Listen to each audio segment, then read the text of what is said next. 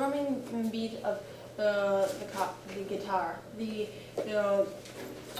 pounding of the drums, and those all faithful words. You like the classics, we like to play them. WIPC.org.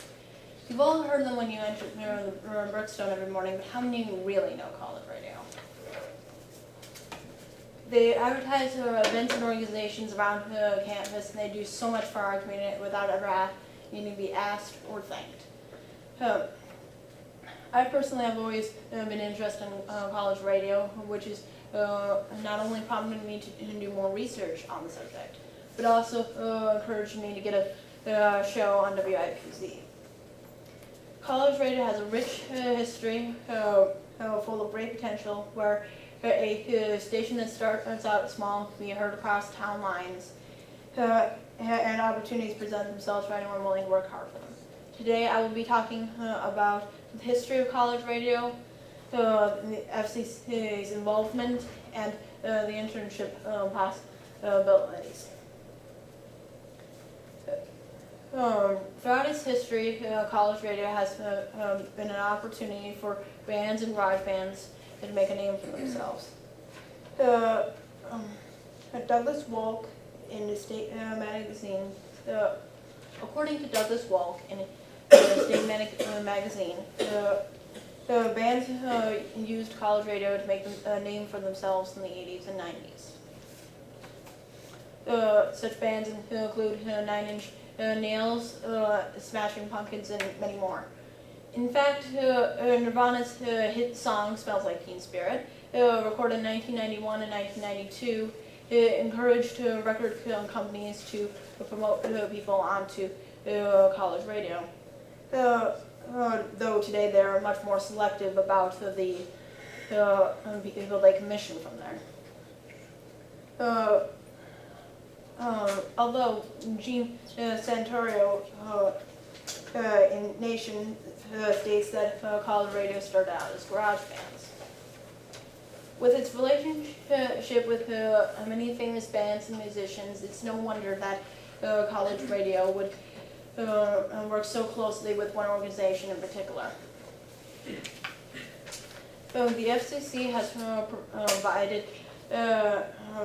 been providing low FM licenses to nonprofit organizations, despite their fear that violate their policies. Chris Huber Chikris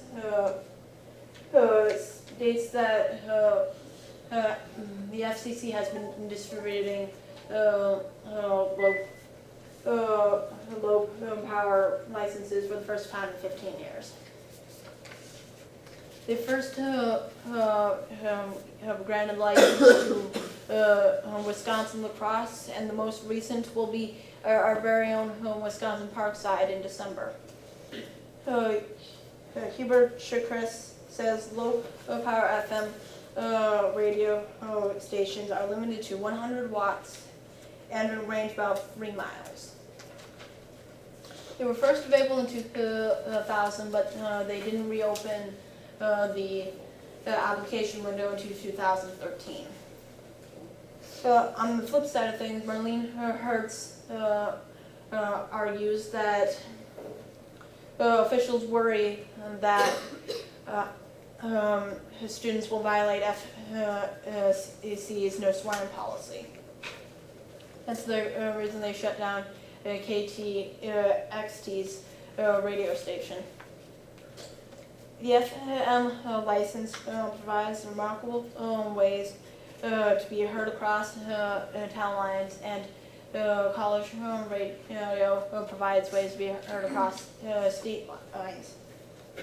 For both music and sports, college radio has a wide variety of avenues for people to start a career with if they're willing to work hard for them. There are many internship possibilities, such as KISS FM, Will Rock, and other such stations.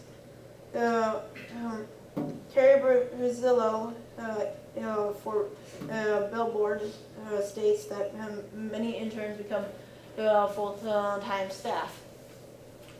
If they have hard work and dedication and willing to exceed expectations, there is a wide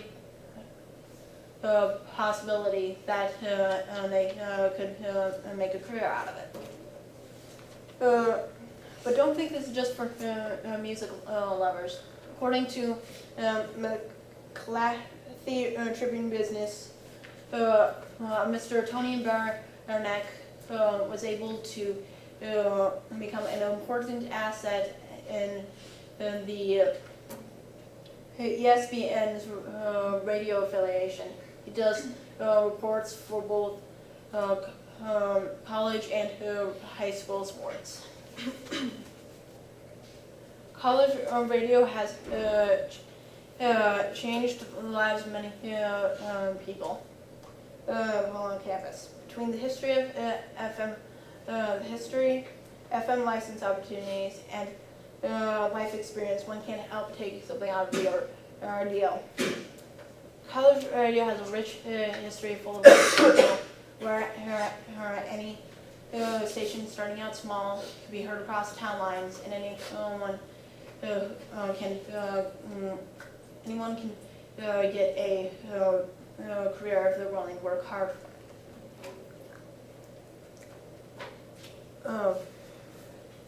So the next time you hear those faithful words, take the time to consider what goes on inside the station.